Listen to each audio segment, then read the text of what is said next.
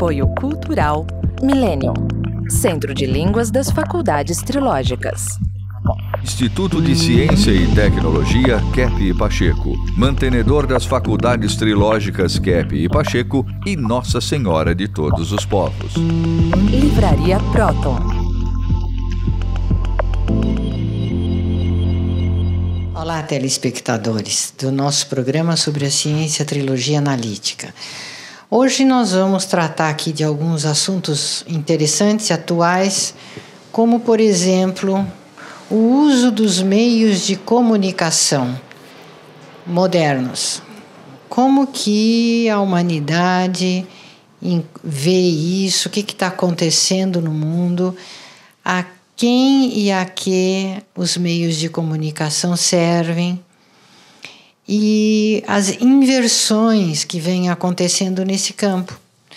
O que nós notamos é que gradativamente um número maior de pessoas está abandonando os canais tradicionais, né, de televisão antigos, os jornais tradicionais, os periódicos, e estão indo em direção a alternativas que se encontram mais no nível assim de mídia até social na internet, aonde vira uma selva de informações as mais díspares umas das outras, e fica muito difícil de se garimpar dentro das mídias sociais e da internet o que é um assunto realmente de valor que vai servir de base para a sua vida, da sua família, do seu trabalho.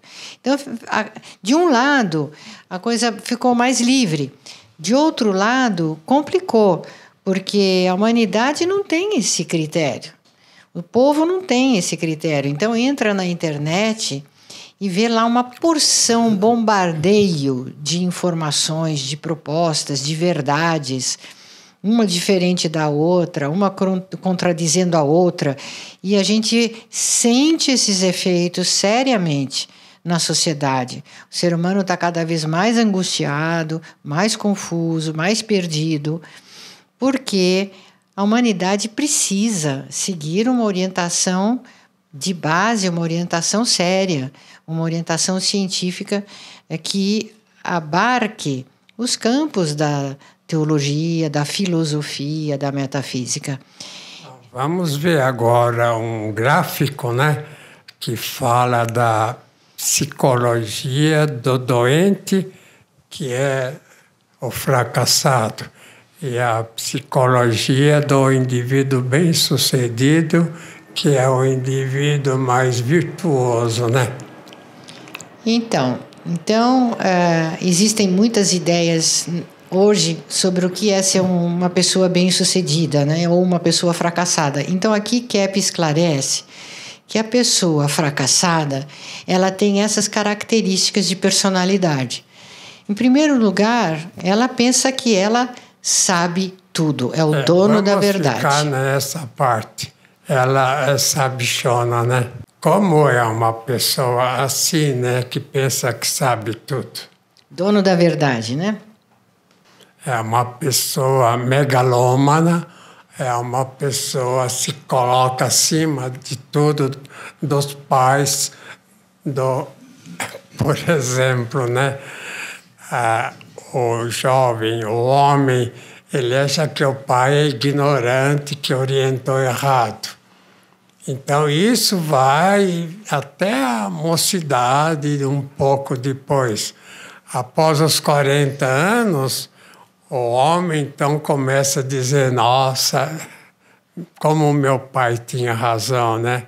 Eu contrariei tanto ele, eu fui tão, assim, pensando megalômana, de uma maneira megalômana, que eu sabia tudo. E, no entanto, meu pai, ele é que sabia mais do que eu. Então, esse é um problema fundamental, o indivíduo que pensa que sabe tudo. E quem é o indivíduo que tem uma boa, assim, atitude na vida, claro, que tem progresso? aquele que admite que é ignorante. Então, veja, o indivíduo que acha que não sabe nada, ele então vai estudar, ele vai ouvir os outros, ele vai tentar aprender, melhorar. Enquanto que o indivíduo que acha que sabe tudo, ele é fechado, né, para os novos conhecimentos. Por exemplo, esses programas que nós fazemos, né? Nós fizemos uma inovação, né? Vendo que, por exemplo, tanto o direito, como a física, como a medicina, a odontologia, como, em geral, a ciência é errônea. Por quê, né? Porque a ciência eliminou a parte mais psíquica, a parte espiritual. Então, eu gostaria que o Dr. Rodrigo falasse um estudo que ele está fazendo a respeito, né, dessa questão do direito, que está bastante torto e veio muito torto. Por que está torto assim, Rodrigo? Não, no Sejur, que é o Centro de Estudos Jurídicos da Faculdade Kepp Pacheco, nós estamos endireitando o direito. Por que o direito anda tão torto? Então, nós temos um pensador chamado Augusto Comte, que decidiu que o pensamento, né, que é o raciocínio, que é a razão, é praticamente o único elemento que nós temos que confiar para desenvolver o direito, que é o positivismo, né? Só que isso foi um grande erro, porque onde está o raciocínio, também está a vontade do ser humano, o voluntarismo. E nós temos que ter um direito trino, um direito onde há os elementos teológicos, científicos e filosóficos. Então, hoje há um materialismo do direito. Ele se isolou, é um direito isolado, e também podemos dizer que até esquizofrênico, porque separou o sentimento do pensamento. Então, nós temos que restaurar, né, as verdadeiras leis naturais e divinas. Então, né, a gente tem que ver o seguinte, olha, eu escrevi esse livro aqui, em inglês, né, Liberation of the People, agora está em português, a libertação do povo, para dizer isso, né, que o povo, em geral, é amarrado, é escravizado a leis que favorecem a quem, né? Favorece mais o pessoal do poder. Então, o que acontece nesse caso é que o direito, como o Dr. Rodrigo falou, o direito procura fazer leis que favorecem quem está no poder e que não precisa de lei porque já tem poder. Quem precisa ter poder é o povo, aqueles founding fathers, né? Os pais da pátria americana. Até eles dizem o seguinte, um deles: se um indivíduo assim, legislador, que legisla as leis, se ele faz uma lei errada, ele tem que ser eliminado desse cargo. Então, que não pode haver no poder o indivíduo que faça a lei errada e que o povo tem que aceitar. Então, você que tem essa ligação com o direito, você não acha que atualmente, né, esses pais da pátria está totalmente diferente? Esse é o grande problema Os pais da pátria, como Thomas Jefferson, a grande preocupação que Thomas Jefferson, Abraham Lincoln e outros, né, tiveram quando escreveram a Constituição americana, não era uma preocupação com o povo, mas era uma preocupação contra a instituição do poder, contra o Estado cheio de poder e contra os poderosos. E hoje nós percebemos que, infelizmente, os juristas, os advogados, os líderes americanos estão traindo esta Constituição. Então, eles fazem leis ao bel prazer deles, né? Por exemplo, um juiz, né, que vai atender um caso qualquer, se ele aquele dia levantou com o fígado ruim, como é que se fala, né? Ele, é claro que vai dar uma lei errada. Então, não é como antigamente, que o juiz tem que pegar o livro, né? Um livro sobre leis e ver ali qual é a lei certa. Então, se ele faz assim uma decisão da própria cabeça, certamente ele vai dar uma decisão errada. Então, o nosso aqui jornalista, né, escreveu a Odisseia da trilogia, aí, o segundo livro, nos Estados Unidos, né, o que aconteceu lá, né? Tivemos um entrevero, então pessoas assim, vamos dizer, mal intencionadas, doentes, falavam mal de uma organização ou outra, e o juiz lá que resolve, principalmente nos Estados Unidos, tudo da cabeça dele, então ele fazia, né, e fez até hoje decisões terríveis. Não acha que, por exemplo, no Brasil, né, o Ortiz, o que acontece, né?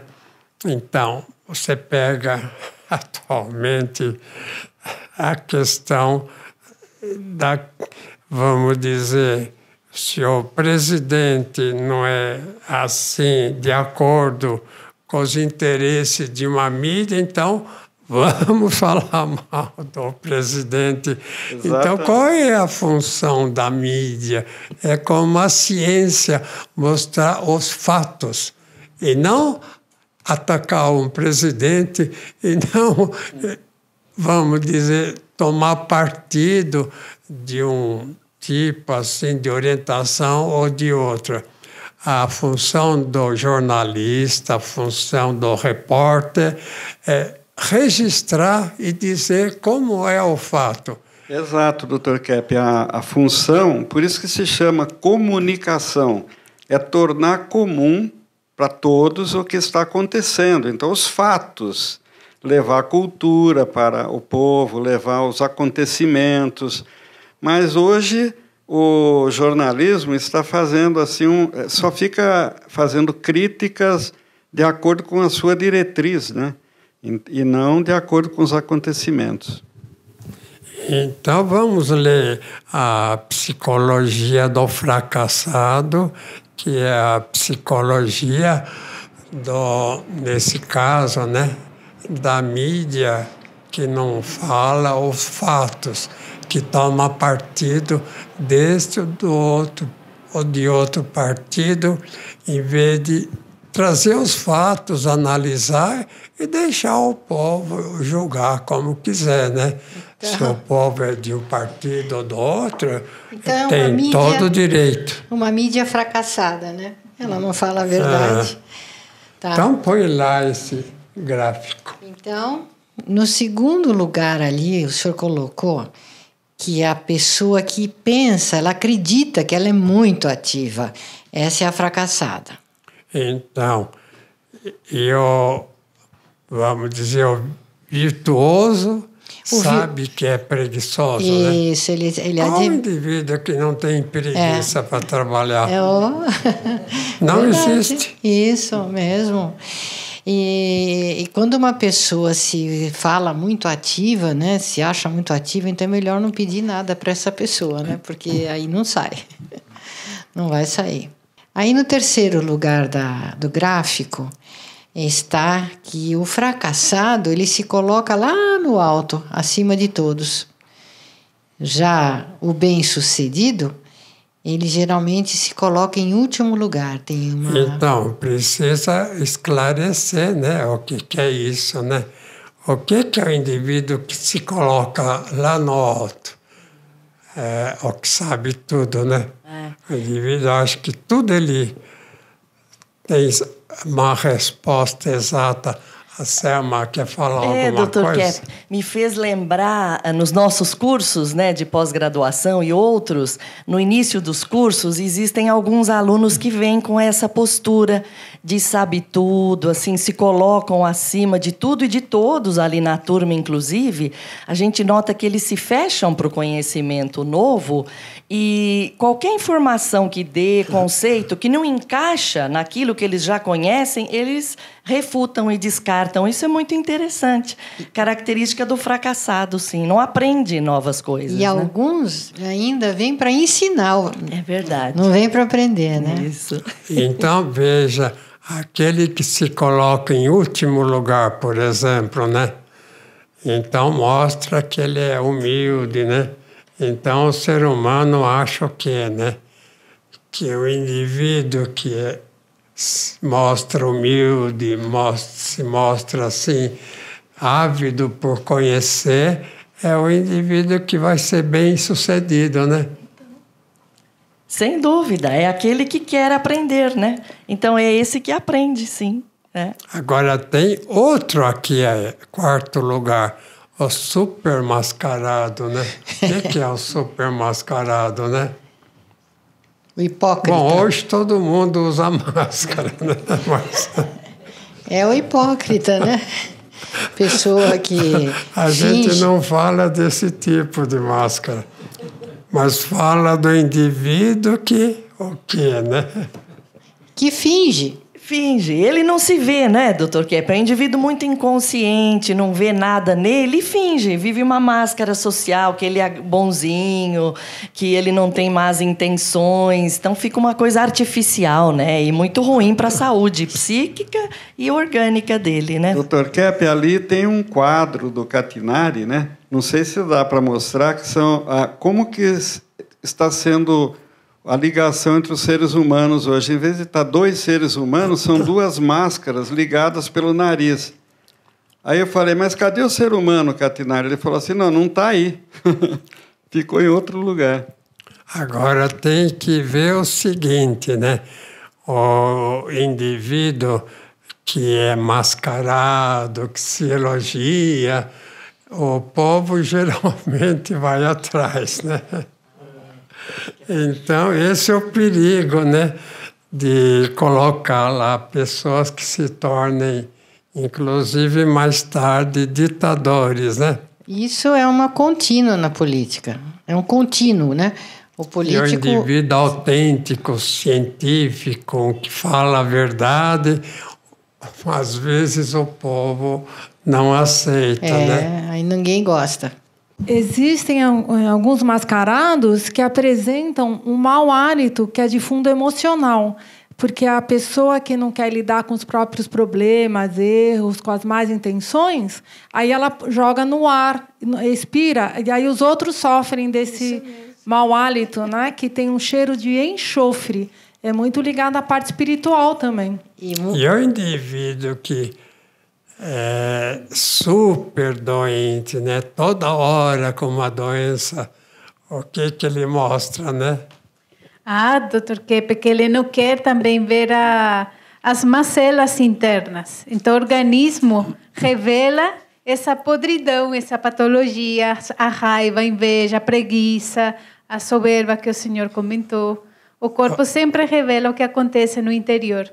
Você não aprendeu a questão da doença Não existe o doente. Não, e não existe a doença. Né? Existe o doente. É isso que o senhor quer dizer? Em geral, o pessoal acha que existe o doente, né? Que existe a doença, sim. E não que existe o doente.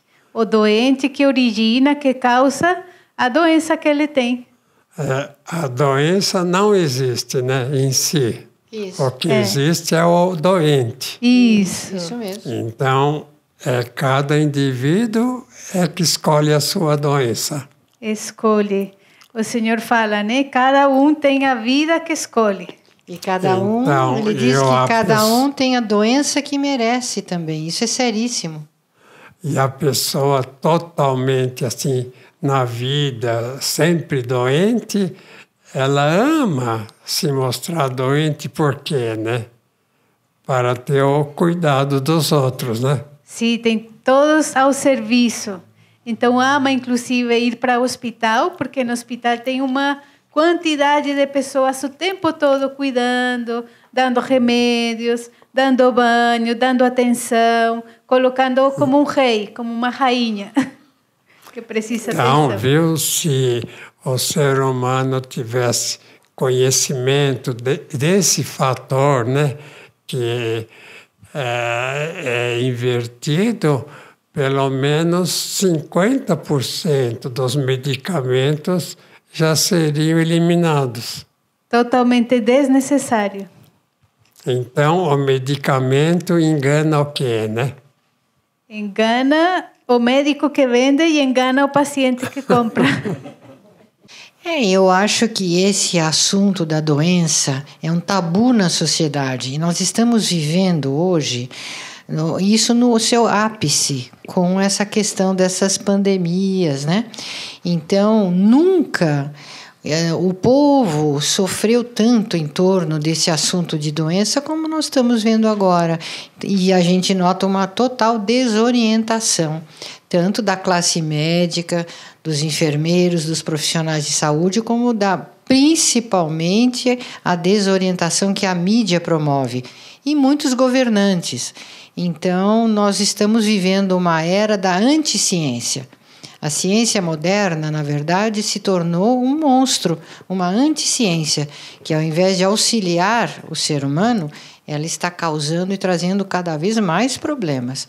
Quando o senhor fez um programa, Dr. Kepp, para o Fantástico, em 1978, o senhor trouxe esse assunto da cura das doenças sem medicamentos, né?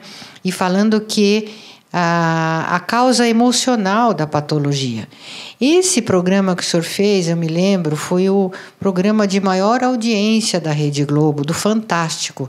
Foi o último segmento, né, que era aquela parte maior, né, que eles se aprofundam. Então, aquilo provocou uma reação de tanto interesse por parte da população que até acho que assustou muita gente, porque, na verdade, o ser humano está em torno de um grande tabu, que são as patologias, as enfermidades, e vivem sob pânico em relação a isso. E isso é uma judiação, porque o próprio pânico é um profundo causador de doenças. A maior parte das doenças são imaginárias, né?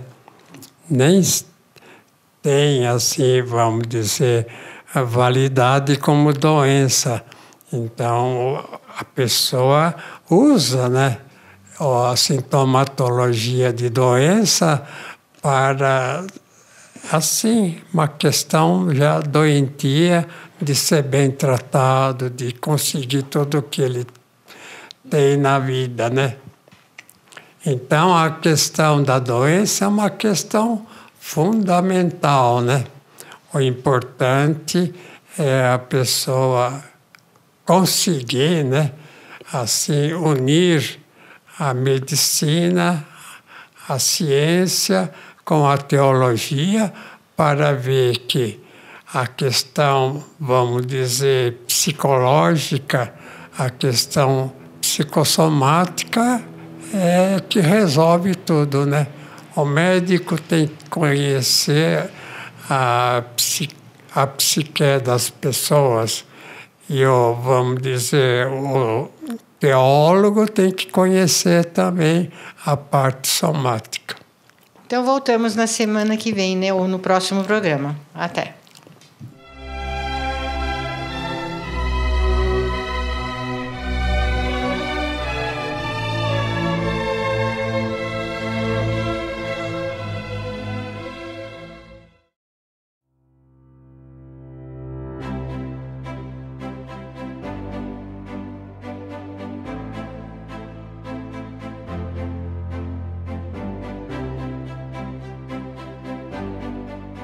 O que há por trás de um ventilador Cap Motor?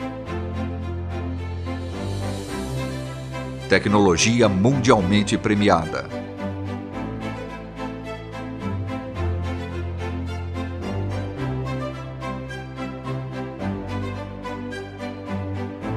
Capta e transmite a energia do magnetismo. Neutraliza ondas prejudiciais que nos cercam. Harmoniza o ambiente. Fortalece o sistema imunológico. Por isso, quando ouvir falar de Cap Motor, você pode acreditar. Ventilador de mesa Art Deco, saúde e bem-estar.